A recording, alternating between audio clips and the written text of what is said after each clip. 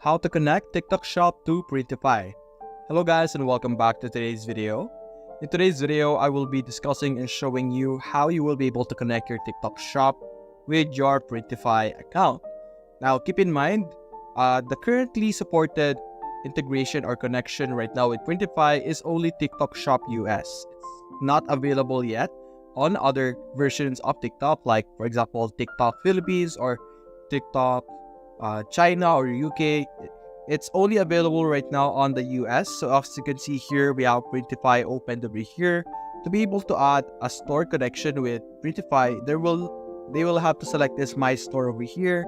Click on Add New Store, and as you can see here, you have Etsy, Shopify, and TikTok US. So it's specific that it's currently only for TikTok US, and as you can see, currently US residency is required to connect a TikTok shop with Printify. So that's the current requirement. But that is how you will be able to do it with Printify and TikTok.